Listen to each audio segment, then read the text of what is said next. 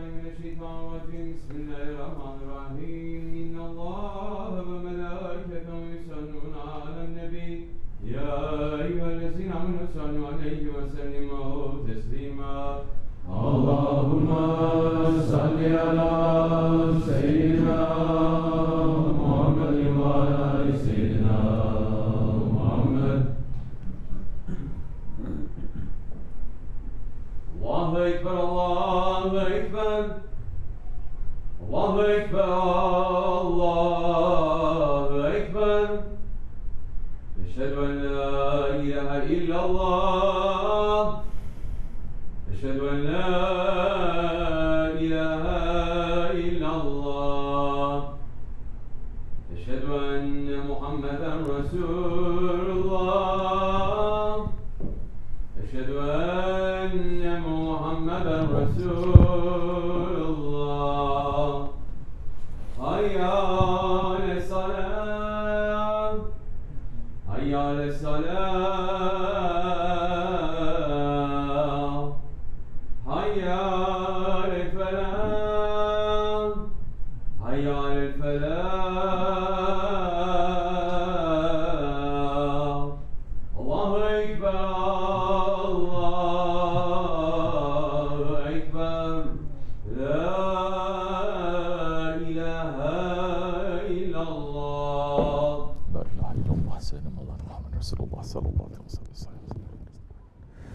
Elhamdülillah, elhamdülillah, elhamdülillahi Rabbil alemin ve salatu ve selamu ala Resulina Muhammedin ve ala alihi ve sahbihi ecmain Nahmedullah Teala ve nasafir eşhedü en la ilahe illallah vahdehu la şerike leh eşhedü enne seyyidina Muhammeden abduhu ve habibuhu ve resuluh sallallahu aleyhi ve ala alihi ve ezvacihi ve seyyid tabi khulafai raşidin ba'din min ba'di ve semmeti ala tahkik hususan min alamati khulafai rasulullah ala tahkik Umar al-Mu'minin, Hazreti Abu Bakr, Umar, Osman ve Ali ve ala bakir sahabet tabi'in ridvanullah ta'ala aleyhim ecmain Ya yuhal mu'minul hazirun Yatakullah ta'ala ve te'inallah mellezine tukallezine hum muhsinun Elhamdülillahi Rabbil alemin ve salatu ve selamu ala şerefil enbiya ve mursalin Seyyidina Mevlana Muhammedin ve ala alihi ve sahbihi ecmain All praises are due to Allah, Lord of the universes.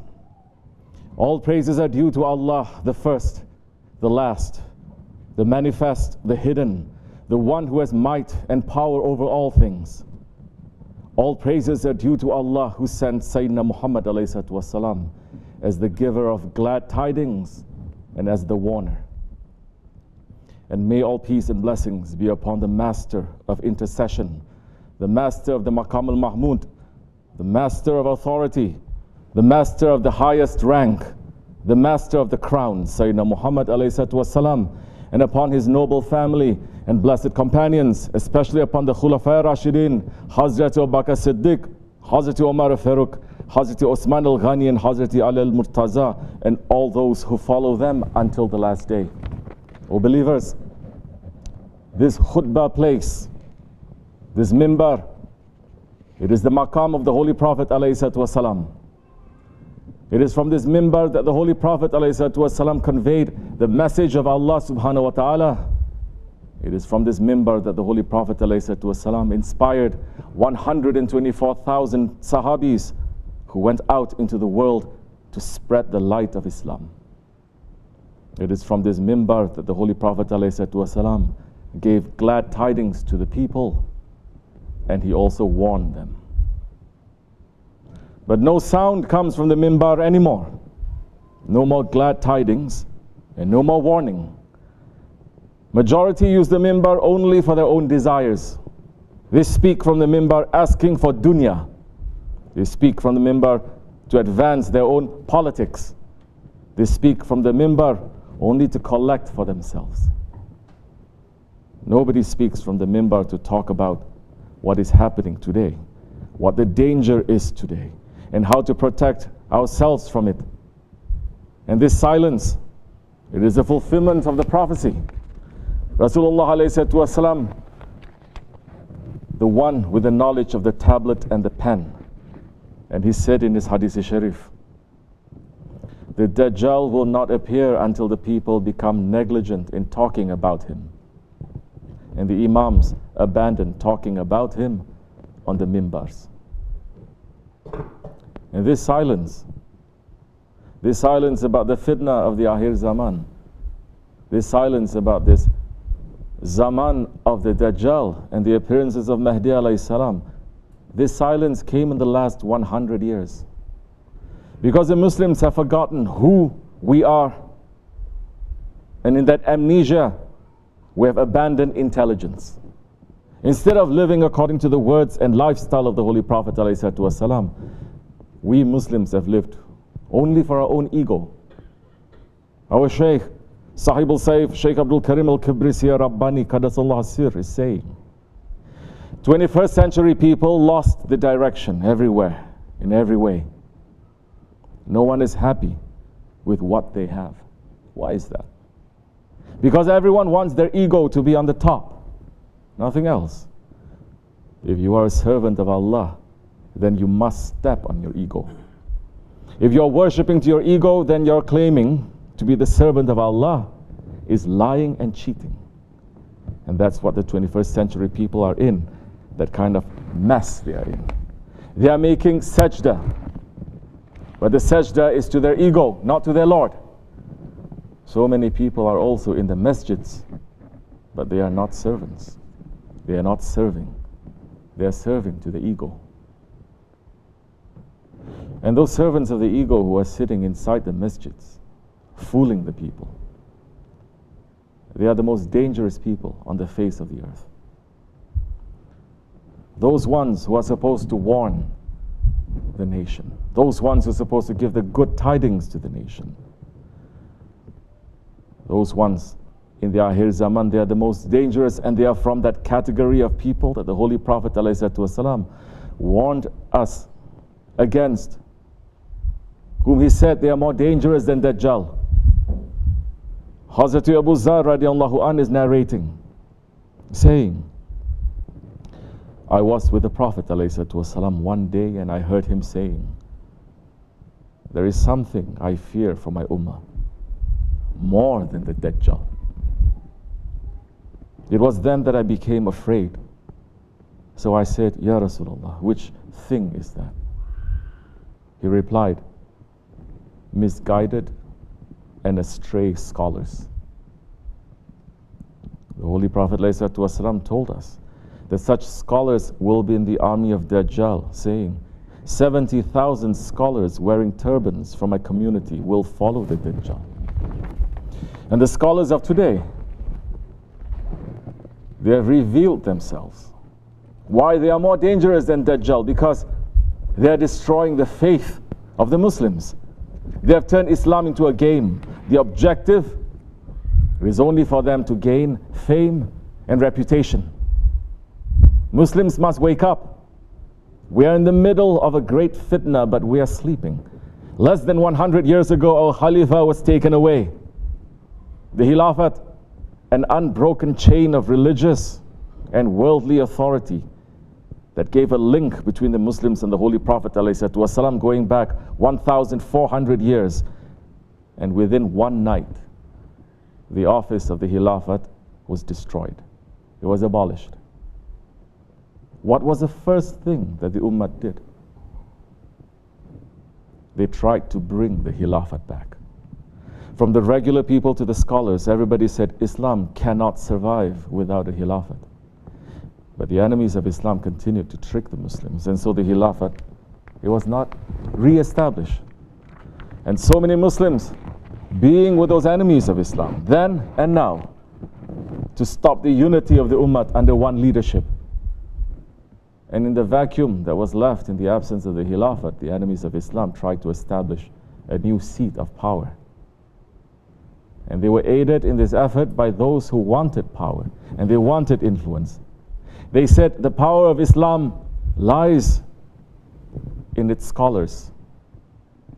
They said Islam is only about ilm, book knowledge. So they gave power to the scholars, not any scholars. They first gave power to the Khariji, Wahhabi scholars. And that ideology was spread from east to west through petrodollars. Even in the shade of the tombs of the awliya, the Wahhabi ideology spread and it took over. And they made people believe that Islam was founded on the scholars and that the scholars held the inheritance of Islam. They made people hate all of the sultans and the Khalifahs, saying those people, they were all corrupt. They were not Muslim. They are going to Jahannam, and in doing that, they divorced the Ummah from the inheritance of 1,400 years. In the last 25 years, however, we see a new agenda come up. A new group of scholars. They come up saying, we are traditional scholars. We don't like Wahhabism. We follow the four mazhabs. We love the awliya Allah.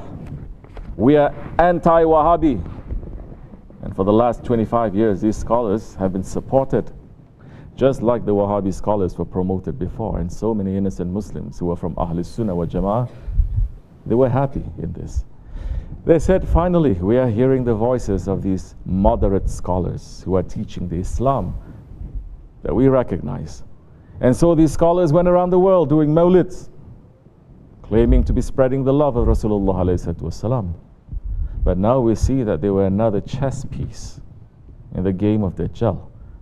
Because they said the Wahhabis are very strong in showing external signs of Islam, so we shouldn't do that. We don't need to look like Muslims.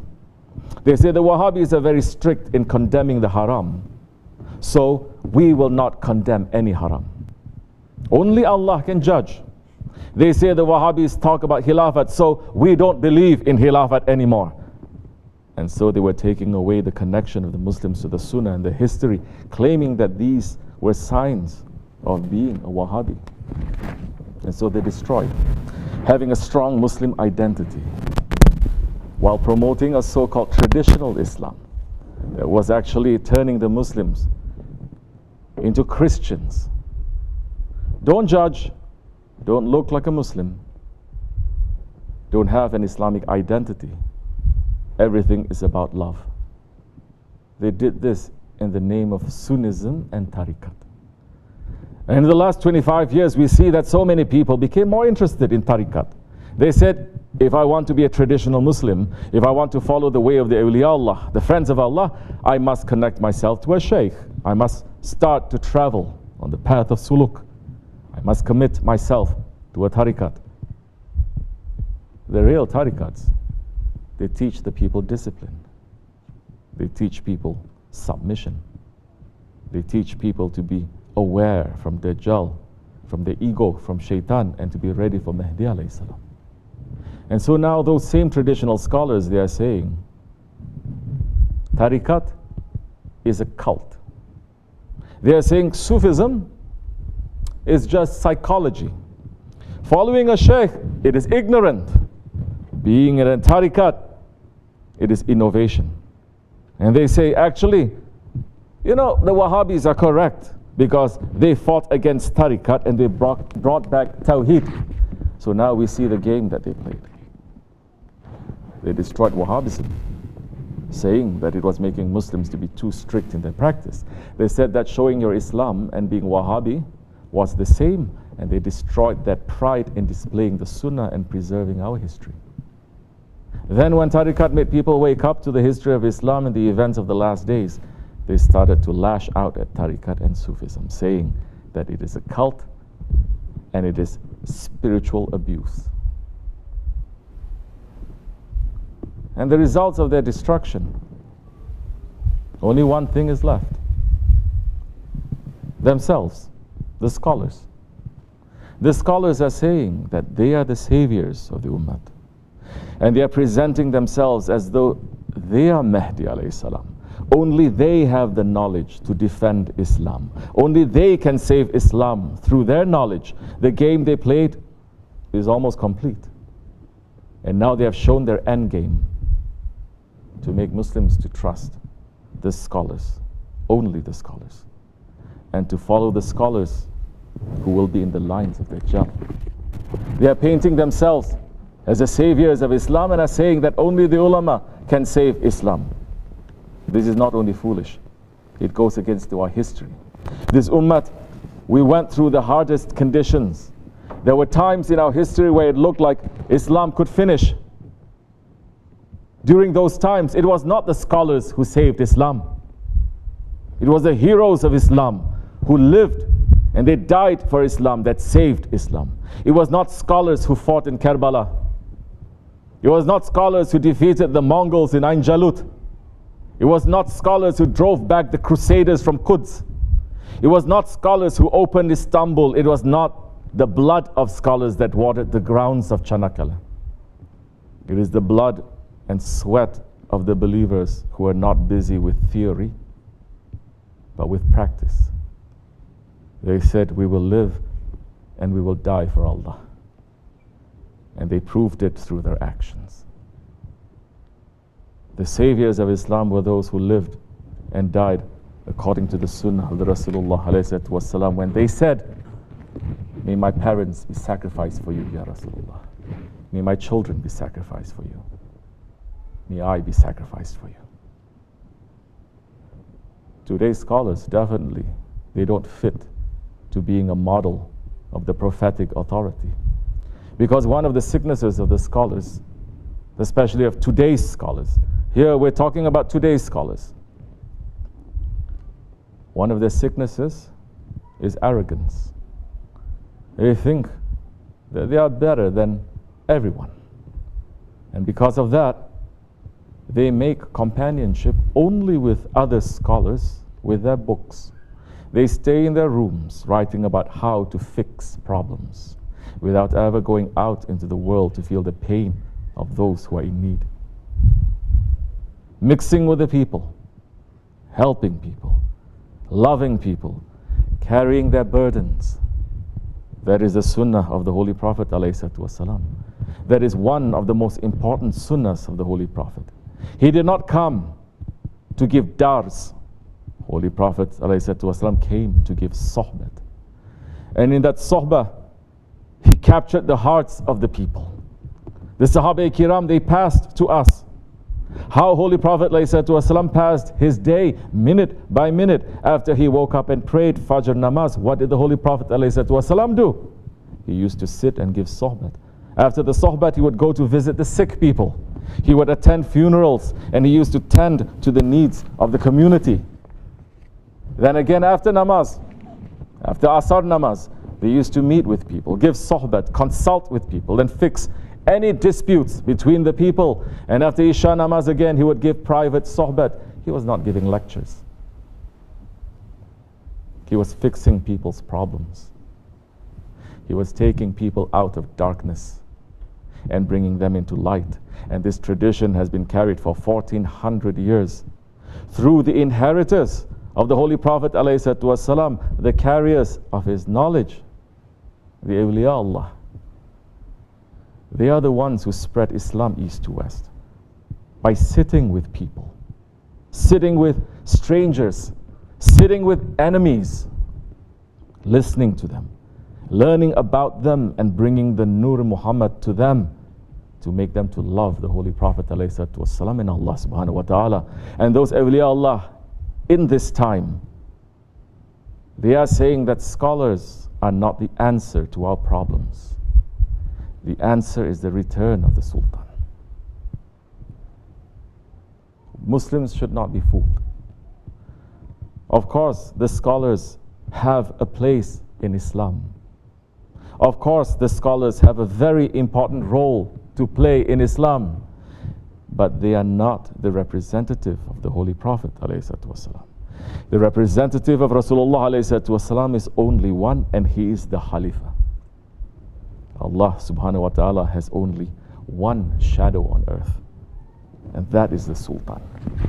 The scholars are there to support the Sultan. They are not a source of authority to rule. The Sultan spreads the justice of Allah on the earth. Scholars, soldiers, and the citizens, they are there to support the justice of Allah. The Ottomans, they ruled for more than 500 years. And the Ottomans ruled according to the principle of Dair al-Adliya, the circle of justice, which states There can be no royal authority without the military. There can be no military without wealth. The subjects produce the wealth. Justice preserves the subjects' loyalty to the Sultan. Justice requires harmony in the world. The world is a garden. Its walls are the state. The divine law orders the state. There is no support for the divine law except through sultanic authority. Inshallah Rahman, we're praying for that Sultan to return, because it is only through the Sultan that divine order will be returned to the world. It is only with the reflection of the divine will in the world that everything will be put in its place. It is only through divine law that everyone is given their rights. Today, everyone has been stripped of their rights. The poor have no rights. The minorities have no rights. The Darwinian law of survival of the fittest is the only law that is ruling in the world. This is not Islam.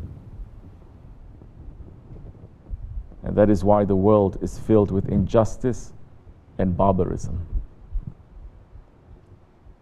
We are not fighting.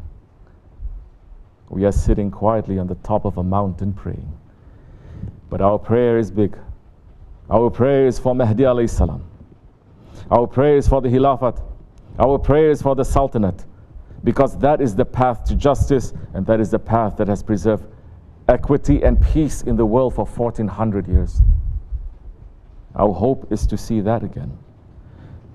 We are living according to our Shaykh's words, who is saying, the Holy Prophet ﷺ is saying, wait until one of my descendants appears, because before his appearance, no one is going to be able to change anything.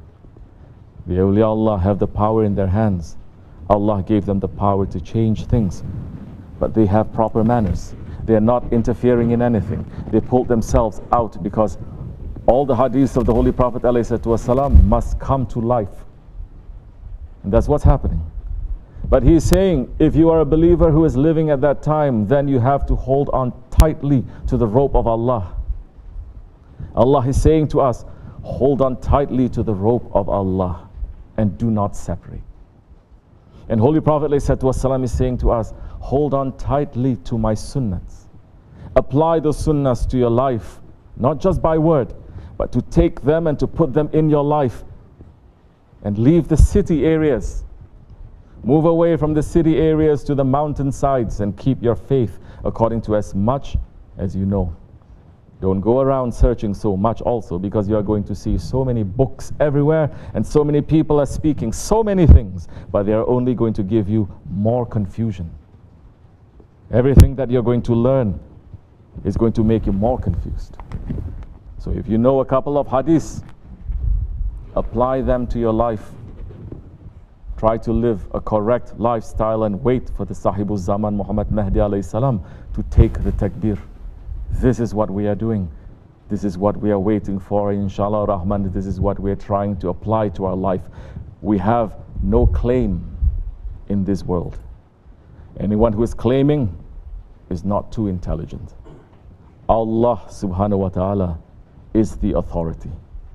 There is no superpower except Him. He is the supreme ruler of this world. May Allah accept our intention, inshallah. Astaghfirullah. Astaghfirullah. Astaghfirullah. La ilaha illa wa hayyul qayyum wa atubu ilayh. La ilaha illallah wahdahu la sharika lah, lahul mulku wal hamdu kullu shay'in qadir. La ilaha illallah wahdahu la sharika lah, lahul mulku wal hamdu kullu shay'in qadir. La ilaha illallah wahdahu la sharika lah, lahul mulku wal hamdu kullu shay'in qadir. La ilaha illa anta subhanaka in kuntu minaz zalimin. La ilaha illa anta subhanaka in kuntu minaz zalimin. La ilaha illa anta subhanaka in kuntu minaz zalimin. Subuhun kudusun rabbuna rabbul malaikata warruh. Subuhun kudusun rabbuna rabbul malaikata warruh. Subuhun kudusun rabbuna rabbul malaikata warruh. Inna dina indallahi al-Islam. Qam salah. Allahu Akbar, Allahu Akbar, Allahu Akbar, Allahu Akbar. La ilaha illallah. Ashhadu anna Muhammadan Rasulullah. Ashhadu anna Muhammadan Rasulullah. Hayya ala salah, hayya ala salah, hayya ala falah, hayya ala falah. وَدِقَامَتْ سَلَاتُ وَدِقَامَتْ سَلَامُ اللّٰهُ ekber, Allahu ekber, la ilahe illallah. Selam Allah. Mustafa Mufa.